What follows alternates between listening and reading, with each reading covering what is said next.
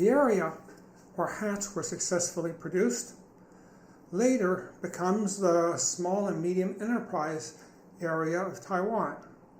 This is the area where the consumer goods exports in the 1960s suddenly take off and lead to the high-speed growth in the Taiwan economy. And there's a reason for this, okay? These two, the hat industry and later on this consumer goods export industry that was exporting things like clothes and shoes and toys, they are closely tied together. To understand this, you need to understand briefly the economic idea of local industry-wide economies of scale. What this means is, there's economies of scale. You want things to be big, but it's industry-wide. You don't need a big company. It's okay just to have many companies. They could be many small companies. It's just for the size of the whole industry is important. Okay? And it's local. It's not just that you need a big industry anywhere. It's that you need a lot of people in the industry in one particular area. And this is important for some businesses. If there's coordination, if the businesses have to work together, sometimes maybe they're trying to do contracting or subcontracting. Also, it could be important if you need to share the information.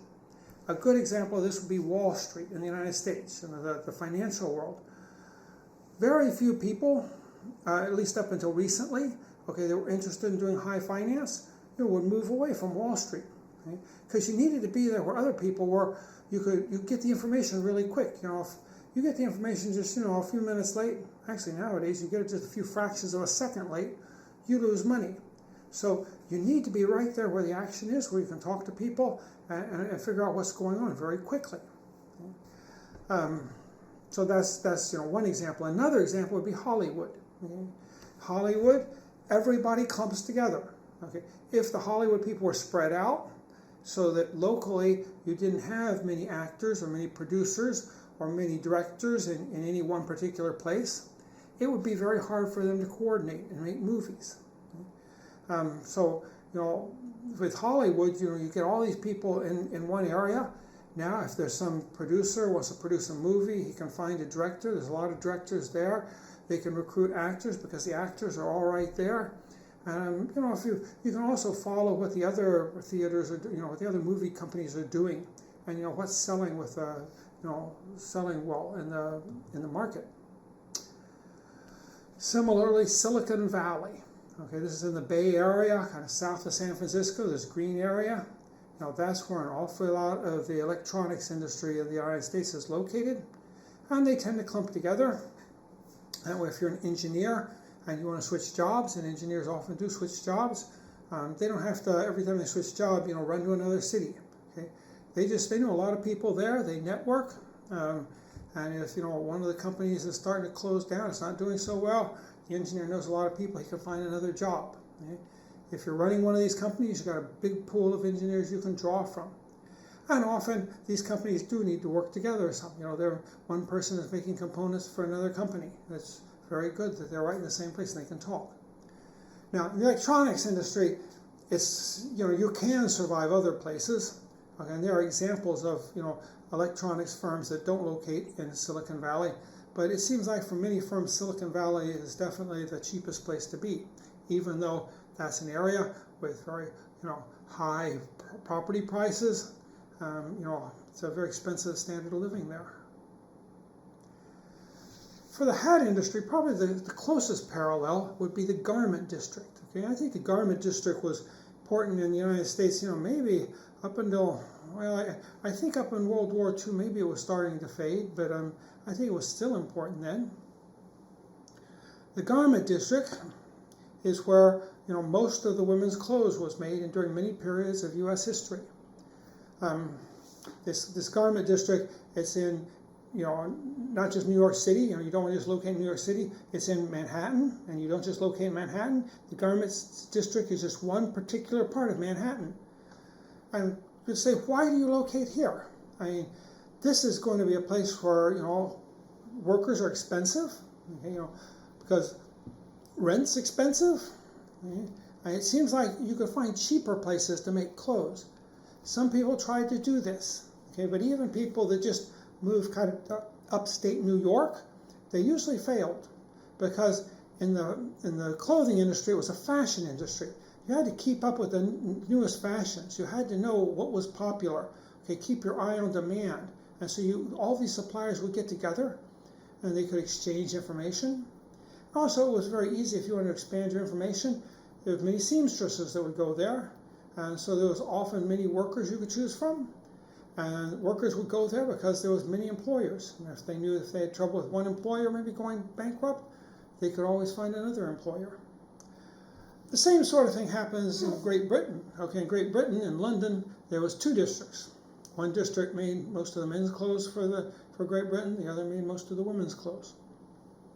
Now, in the United States, there were some local centers for clothing, but for the important, more stylish clothing, it seems like the garment district was the main producer by far. So, some industries you might want to separate. If you're if you're like a grocery store, maybe you don't want to locate next to another grocery store. Maybe that's too much competition. Maybe you'd rather be located someplace where there's a lot of customers but no other grocery store to compete with you. But when there's local industry-wide economies of scale, then the companies and the people all want to clump together.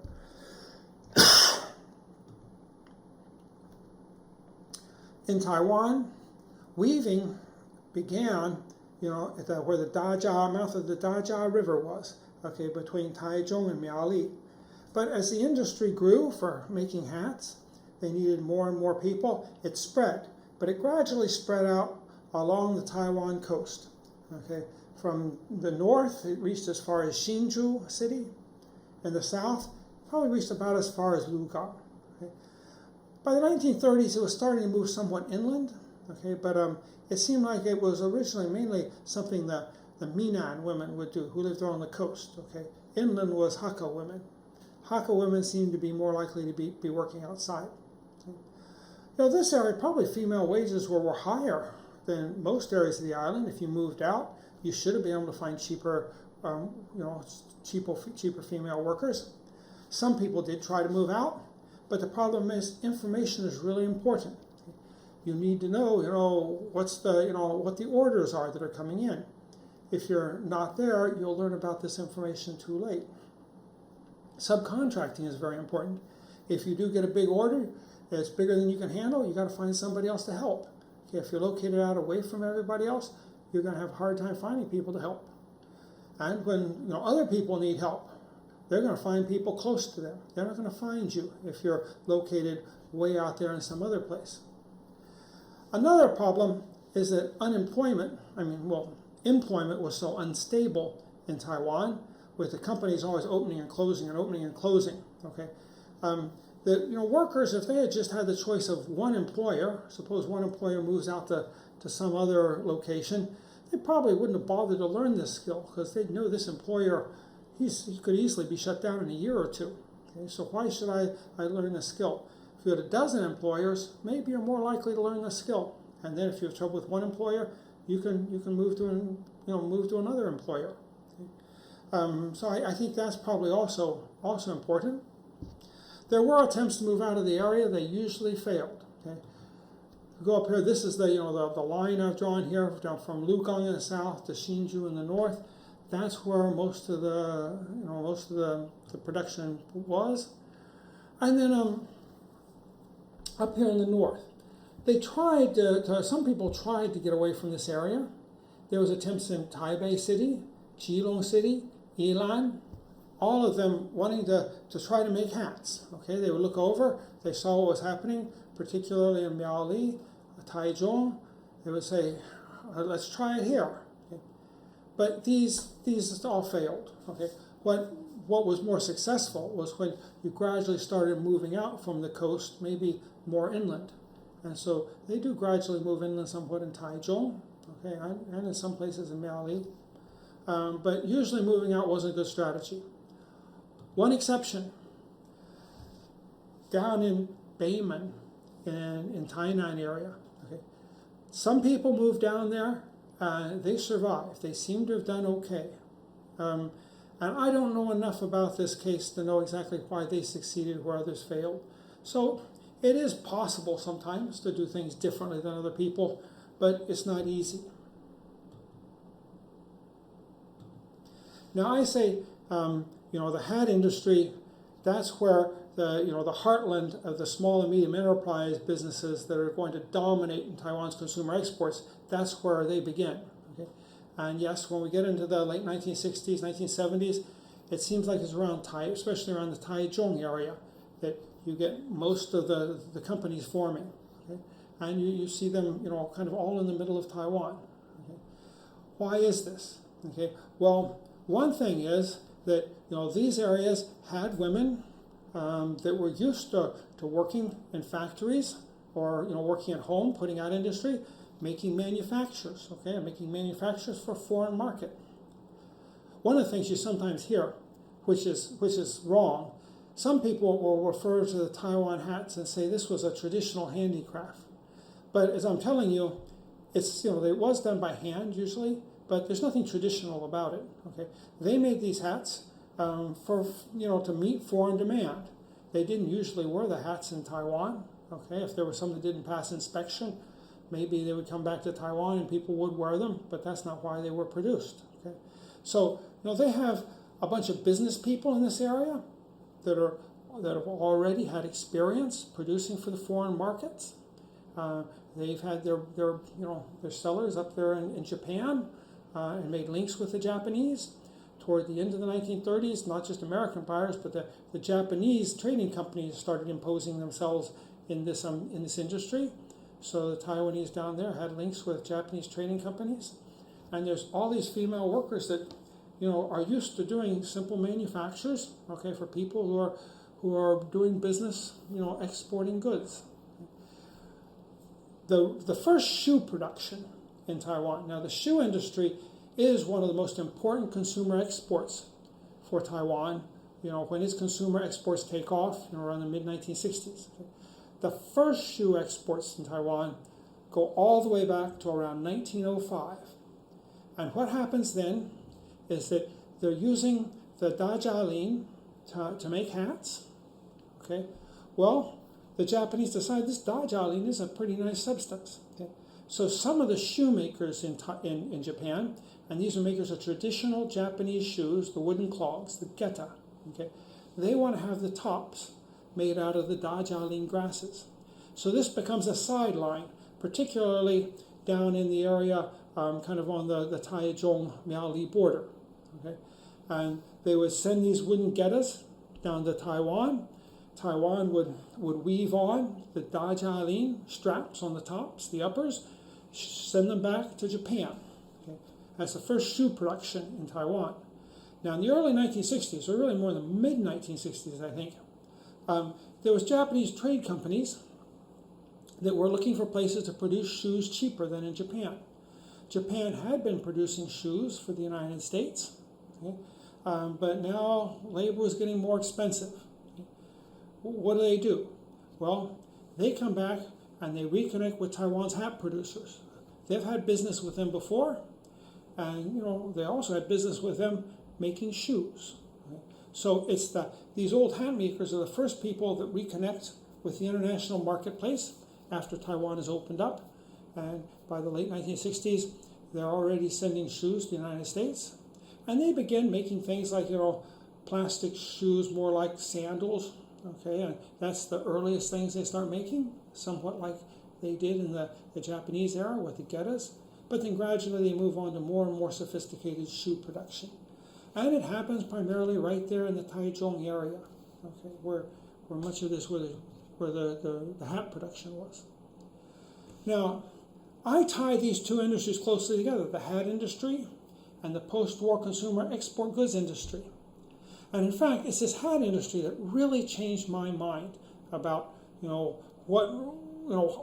Taiwan took off after the war. Okay? Because when you look at what's happening after the war, you suddenly see this great explosion in consumer exports.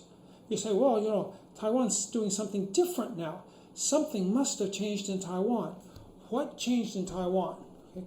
I think that's where most researchers look for the answer. They say, well, there's something changing in Taiwan. What is it? Okay. and they try to look around at economic policies and things like this. Okay? But the hat industry shows that Taiwan hadn't changed. Okay? That Taiwan could make these consumer goods before the war. Okay? It could do it then just about as well as it could do after the war. So really, you don't have to assume that Taiwan has made any important changes. Okay? This is a comparative advantage that Taiwan had very early on.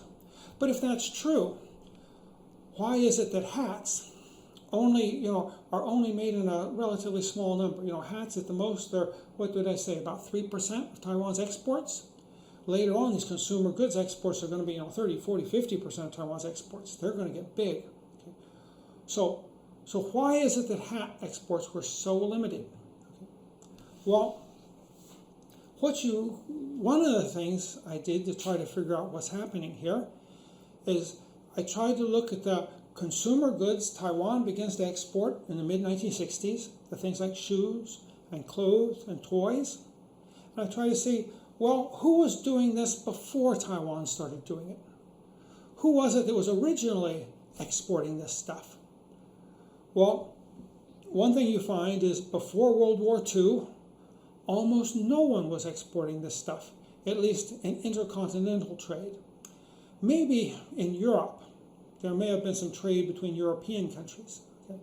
But there was very little in the way of clothing or shoes or toys being sent into the United States, okay? Almost none.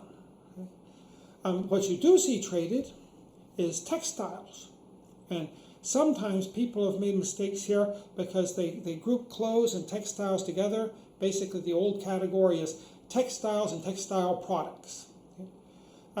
But these are very different things. Okay? Textiles were exported and imported very much, okay, in the early 20th century. But textiles are an easy thing to buy and sell. You have, basically you can look at it, you can give it the quality, the grade of quality. You say, well, is this, this is white cotton cloth, okay, is it white? Is the weave right? Okay, if it meets standards, you then ask what the price per unit is. Okay, if it's a good price per unit, you just buy it. You don't need a lot of information. And that's what you find before World War II. Okay? Almost all the stuff that was sold over long distances, back and forth, were things that didn't need much information. Basically you just needed a unit price. It could be something like coal, it could be grain, it could be ore, okay? Could be textiles. Okay?